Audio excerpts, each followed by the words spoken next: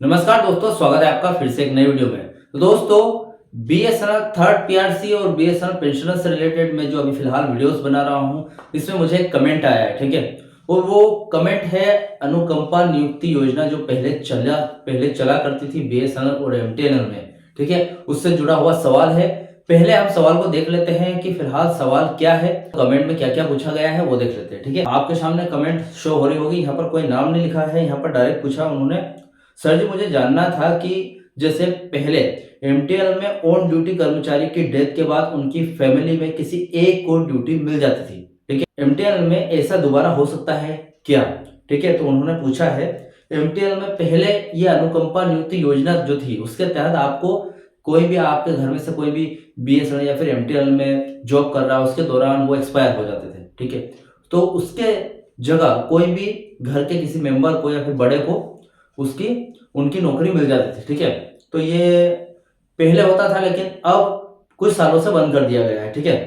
तो इसके बारे में उन्होंने पूछा है कि क्या ये वापस से चालू हो गई है या फिर नहीं हुई है, अगर हो गई है तो क्या करना होगा, है ना। चलिए इसके बारे में मैं बताऊंगा आपको। और भी पूछा है डॉट कर्मचारी के फैमिली मेंबर को तो अभी भी ड्यूटी मिलती है, तो डॉट से ऑब्जर्व कर्मचारियों को भी तो इसका लाभ अभी तक मिलना चाहिए जब तक डॉट में ये रूल है। उनका कहना है कि डॉट कर्मचारियों के जो भी फैमिली मेंबर हैं, ठीक है, अभी भी ड्यूटी पर है। और अगर उनके साथ ऐसा होता है, कभी कोई दिक्कत होती है या फिर वो एक्सपायर होते हैं, तो उनके फैमिली मेंबर को अभी भी ड्यूटी के दौरान, मतलब उनके फैमिली मेंबर को उनकी एक्सपायरी के बाद वो वहां पर लग सकते हैं ना, यहाँ पर बताया जा रहा है।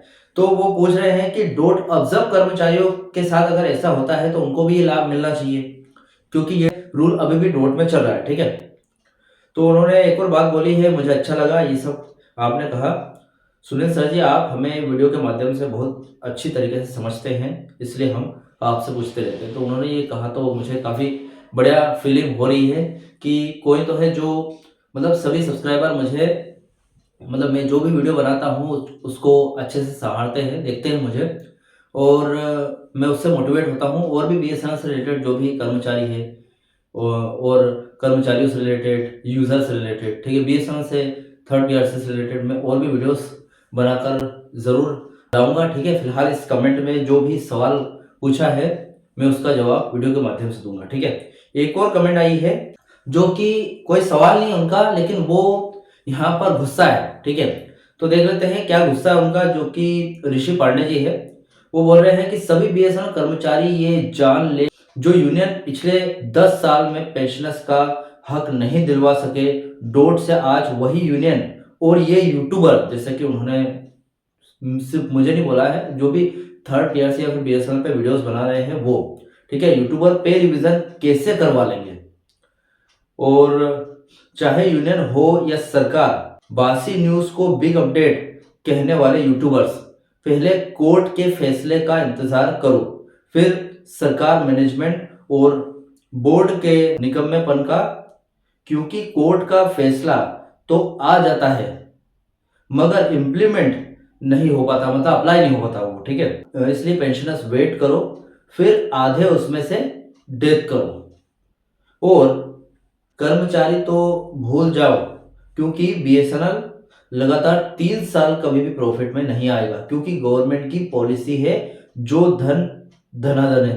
मतलब उन्होंने कुल मिला के गुस्सा भी है, और उसका गुस्सा यूट्यूबर्स पे भी निकाला, जैसे हम पर या फिर मुझ पर, क्योंकि मैं ये वीडियोस बनाता हूं और उनको लगता है कि कहीं ना कहीं लगता है कि थर्ड पीआरसी कभी लागू नहीं हो पाएगी। और मैं जो यहाँ पर पेंशनर्स को भरोसा दिलाता हूँ कि थर्ड पीआरसी जरूर लागू होगी या फिर पेंशन रिविजन जरूर होगा, जो भी अपडेट लेकर आता हूँ आपके लिए, वो उनको फेक लगती है कि भाई साहब ऐसा कुछ नहीं होने वाला है, कि यहाँ पर इतने टाइम से यूनियंस वगैरह जो कर रही है, 9 साल से, पिछले 9 साल से थर्ड पीआरसी पेंडिंग है, वो नहीं दिलवा सकते तो ये यूट्यूबर क्या कर लेंगे, है ना।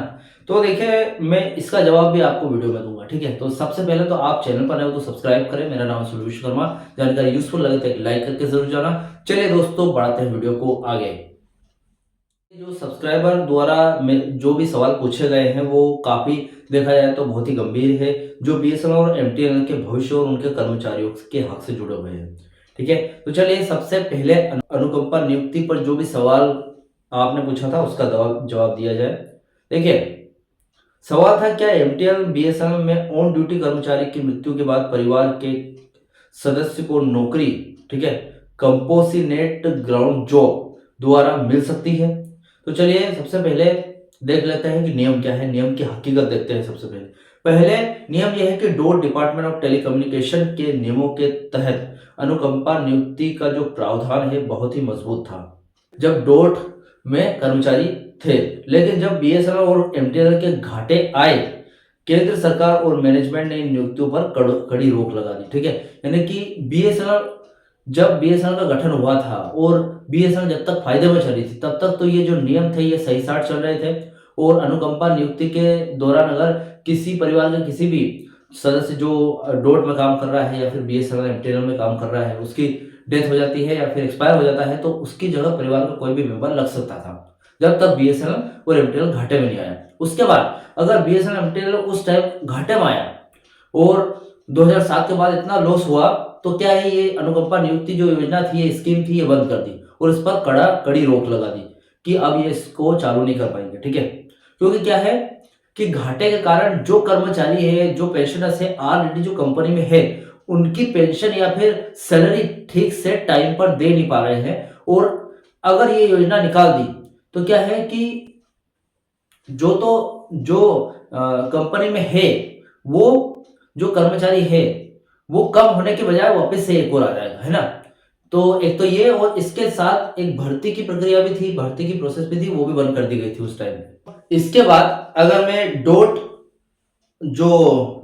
ऑब्जर्व कर्मचारी का जो तर्क था, आपने जो पूछा था उसके बारे में अगर बात करूं तो सब्सक्राइबर का कहना क्या था? सब्सक्राइबर का कहना सही है कि जो कर्मचारी डोट से बीएसएनएल और एमटीएनएल में आए, ठीक है, जिनको ऑब्जर्व कर्मचारी कहते हैं, उन्हें सरकारी सुरक्षा मिलनी चाहिए, ठीक है, क्योंकि वो सीसीएस पेंशन रूल 37A के तहत आते हैं। तकनीकी रूप से वे डोट के नियमों के हकदार माने जाते हैं, लेकिन कारपोरेट पॉलिसी आने के बाद अनुकंपा नियुक्ति के लिए 5% कोटे की एक सीमा तय की गई थी, ठीक है, जिसे अब लगभग शून्य कर दिया गया है, ठीक है। बीएसएनएल या फिर एमटीएनएल घाटे में गई थी, इसके बाद भी ये योजना पूरी तरीके से बंद नहीं की गई थी, ठीक है। अनुकंपा नियुक्ति को रोकने के लिए या फिर कम करने के लिए 5% कोटा तय किया गया था, लेकिन फिर भी आगे जाकर इससे भी बंद कर दिया गया, यानी कि आप अनुकंपा नियुक्ति योजना नहीं चलती। बीएसएनएल और एमटीएनएल में अनुकंपा के आधार पर सीधी भर्ती की संभावना न के बराबर है। इसकी जगह सरकार एक मुफ्त अनुग्रह राशि एक्स ग्रेशिया पेमेंट देने पर ज्यादा जोर कर रही है, ठीक है। यानी कि यहाँ पर आप जो अनुकंपा नियुक्ति योजना में जैसा चलता था कि आपके घर से कोई भी एक्सपायर हो गया है, ठीक है, जो कि बीएसएनएल में कार्यरत था, और उसकी जगह डायरेक्ट भर्ती होती थी कि आप डायरेक्ट बगैर किसी मतलब सीधी भर्ती होती थी, आप डायरेक्ट उनके पद पर लग सकते हो, ठीक है, या फिर उनके पद से थोड़ा सा नीचे। लेकिन अब अगर इसको बंद कर दिया गया, इस पर रोक लगा दी गई है, तो अब क्या है, इसकी जगह सरकार कर रही है कि इसके बदले भाई साहब आप एक्स ग्रेशिया राशि ले लो, पेमेंट ले लो, या फिर एक मुश्त जितने भी मिलती है, हम आपको नौकरी नहीं दे सकते, आप डायरेक्ट एक्स ग्रेशिया राशि ले सकते हो, ठीक है। इस पर ज्यादा जोर दे रही है और आगे इन फ्यूचर भी यही करने वाली है, ठीक है। फिलहाल कंपनी बीएसएनएल कंपनी जबरदस्त घाटे में है, कोई यहाँ पर फायदा नहीं हो रहा है, बहुत ही कम फायदा हो रहा है। अगर फायदा होता तो थर्ड पीआरसी कब से लागू हो जाती, ठीक है। ये पेंशन डिवीजन के लिए जो पेंशनर्स है उनको कोर्ट में नहीं जाना पड़ता, तो इसीलिए अभी क्या है, अफोर्डेबिलिटी क्लॉज नहीं हटा है क्योंकि घाटे में है, तो अभी आगे भी इन फ्यूचर वो घाटे में ही रहने वाली है जब तक कि अच्छा प्रॉफिट ना हो या फिर 4G और 5G अच्छे तरीके से रोल आउट ना हो। कुल मिलाकर जब तक सरकार की भर्ती रिक्रूटमेंट फ्रीज वाली नीति नहीं बदलती तब तक पुरानी व्यवस्था का लौटना मुश्किल है। हालांकि यूनियन इस मुद्दे को थर्ड पीआरसी की चर्चाओं में उठाती रही है, ठीक है, कि भाई साहब ये अनुकंपा जब भी ऐसी कोई जैसे हड़ताल वगैरह होती है तो ये अनुकंपा नियुक्ति की योजना की जो इसके बाद इसके मुद्दे को भी उठाया जाता है कि भाई साहब इसको फिर से चालू करो, ठीक है, इसको फिर से स्टार्ट करो। पेंशन संशोधन और थर्ड पीआरसी का जो सवाल था उसका जवाब देख लेते हैं, जिन्होंने जो यूट्यूबर्स है उनके बारे में बात कही है और यहाँ पर उनका पूरा नेगेटिविटी फैला रहा है। देखा जाए तो एक हिसाब से देखा जाए तो वो फुल नेगेटिविटी फैला रहे हैं कि थर्ड पीआरसी लागू नहीं हो सकती, ठीक है। देखिए सवाल था, जब 10 साल से पेंशन नहीं बढ़ी तो यूनियन और यूट्यूबर्स पे रिविजन कैसे करवाएंगे?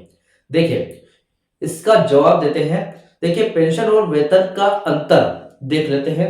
जहां सब्सक्राइबर का गुस्सा जायज है। यहाँ पर देखिए सब्सक्राइबर का आपने जो गुस्सा दिखाया है वो जायज है। देखा जाए तो पेंशन संशोधन जो कि पेंशन रिवीजन है सीधा डोट और सरकार के हाथ में है, ठीक है। जबकि पे रिवीजन कंपनी की जो थर्ड पीआरसी है, पे रिवीजन है, वो कंपनी की आर्थिक स्थिति अफोर्डेबिलिटी क्लोज पर टिका हुआ है, ठीक है। कोर्ट के मामले की अगर बात करूं तो जैसे कि कमेंट में आपने जिक्र किया है कि मामला केट यानी कि सेंट्रल एडमिनिस्ट्रेटिव ट्रिब्यूनल और हाई कोर्ट में चल रहा है, ठीक है। पेंशनर्स की डिमांड क्या है कि 7वें वेतन आयोग यानी कि 7 सीपीसी के अनुसार फिटमेंट फैक्टर 2.57 से हमारा पेंशन रिवाइज होना चाहिए। 3 साल के प्रॉफिट के पेज की बात करूं यानी कि जो कि बीएसएनएल के लिए यहाँ पर आपने बात कही है, डीपी यानी कि डिपार्टमेंट ऑफ पब्लिक एंटरप्राइजेस का नियम कहता है कि थर्ड पीआरसी तभी लागू होगा जब कंपनी लगातार 3 साल मुनाफे में हो। ये बात भी आपने सही कही है, ठीक है। लेकिन आपने थोड़ी सी नेगेटिविटी फैला रहे हैं। आप बोल रहे हो कि 3 साल से प्रॉफिट में होना चाहिए बीएसएनएल को, ये सही बात है। लेकिन यहाँ पर क्या आपको लगता है कि जो बीएसएनएल है वो आगे भी इन फ्यूचर भी प्रॉफिट नहीं कर पाएगी? मुझे लगता है करेगी, क्योंकि देखिए यहाँ पर 4G रोल आउट हो गया है और 5G रोल आउट होना बाकी है। अगर थर्ड पीआरसी भले वो कम फिटमेंट के साथ लागू करे सरकार और भले अफोर्डेबिलिटी में रिलैक्सेशन देकर लागू करे, और अगर लागू हो जाती है तो क्या बीएसएनएल के जो कर्मचारी ऐसे हाथ पे हाथ धरे बैठे रहेंगे? वो कुछ ना कुछ तो मोटिवेट होकर काम करेंगे। तो जब मोटिवेशन लगेगा कंपनी में, कर्मचारी में, तो उससे क्या है कंपनी आगे ही बढ़ेगी, ठीक है। और वैसे जो भी बड़े अधिकारी एग्जीक्यूटिव है उनको सही फैसला लेने की जरूरत है, ठीक है।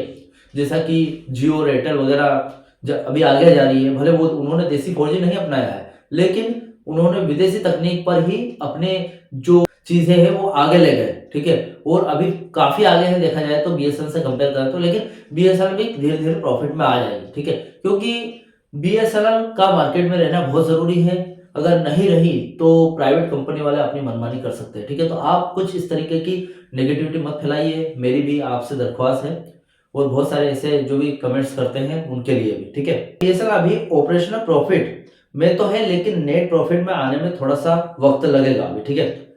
अभी फिलहाल की हकीकत है, जमीनी हकीकत की बात करूं तो सब आपने जो संदर्भ दिया है यानी कि जो कमेंट में कहा है वो सरकार की नीतियों के प्रति उनकी निराशा को दर्शाता है। मतलब आप निराश हो चुके हो। 9 साल का जो गैप है ये बहुत ज्यादा होता है। और यहाँ पर देखिए मैं आपको एक बात ये भी बोलता हूँ कि आप भले निराश हो, आपको लगता है कि थर्ड पीआरसी लागू नहीं होगी, तो जरा ये सोच के देखिए 9 सालों में एक बार भी यहाँ पर थर्ड पीआरसी का इतना जोरों शोरों से काम नहीं चला, यानी कि प्रोसेस इतनी तेज नहीं थी जो कि 2026 में हो रही है। 2026 में मैनेजमेंट, आरसी कमेटी और उसके बाद जो बोर्ड ऑफ डायरेक्टर, इन तीनों का अप्रूवल ले चुके हैं। सिर्फ डोट, डीपी और कैबिनेट का अप्रूवल बाकी है, ठीक है। मतलब आधा काम थर्ड पीआरसी का हो चुका है, आधा और बाकी है। तो इस चीज को देखते हुए आप जो भी कर्मचारी है उनमें निराशा की जगह थोड़ा सा मोटिवेशन दे सकते हैं, ठीक है। सच्चाई ये है कि जब तक 4G और 5G का रोल आउट पूरी तरीके से नहीं होता बीएसएनएल का मार्केट शेयर नहीं बढ़ता।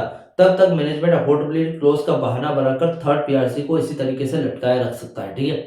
अब वो डिपेंड करता है मैनेजमेंट पर। मैनेजमेंट अगर ठान ले कि भाई साहब हम तो 3 साल अगर कंपनी प्रॉफिट में होगी तभी अफोर्डेबिलिटी क्लोज में रिलैक्सेशन देंगे, तो वो बहुत अलग है फिर, ठीक है। पेंशन संशोधन की बात करूं तो पेंशन रिवीजन का जो रास्ता है वो कोर्ट केस के फैसले और 1/1/2017 से बकाया एरियर के अप्रूवल पर ही खुलेगा। जो यूनियंस है उनका दबाव केवल तभी काम करता है जब सरकार पर राजनीतिक दबाव बने, ठीक है। फिलहाल राजनीतिक दबाव बनाए जा रहे हैं, अभी देखते हैं क्या हो पाता है। और 30 मार्च के कोर्ट केस की सुनवाई के बाद भी ये पता चलेगा कि पेंशनर्स का क्या हाल है फिलहाल, ठीक है। उसके बाद यहाँ पर दोनों कमेंट्स जो भी आपने मुझे कमेंट्स की थी उसके मैंने अपनी तरफ से पूरी तरीके से जवाब देने की कोशिश की है, ठीक है। और रही अनुकंपा नियुक्ति योजना की बात, तो ये फिलहाल नहीं खुलेगी, क्योंकि क्या है कि अभी बीएसएनएल घाटे में है और पहले भी घाटे की वजह से ही ये जो योजना है, ये स्कीम है, इसको बंद किया गया था, ठीक है। तो आपको सीधी भर्ती तो नहीं मिलेगी, लेकिन आपके घर से ऐसा हो गया है तो वो आपको इसकी जगह, इस भर्ती की जगह एक्स ग्रेशिया राशि देने की कोशिश कर सकते हैं, ठीक है। फिलहाल आगे की पता नहीं है, अगर आगे ये योजना खुलती है तो मैं वीडियो जरूर लेकर आऊंगा। फिलहाल इस वीडियो से रिलेटेड आपके जो भी डाउट, क्वेश्चन वगैरह हो तो मुझे कमेंट बॉक्स में कमेंट कर सकते हैं। वीडियो अच्छा लगा तो वीडियो को लाइक, कमेंट से जरूर करें। मिलते हैं दोस्तों नेक्स्ट वीडियो में। सी यू सून।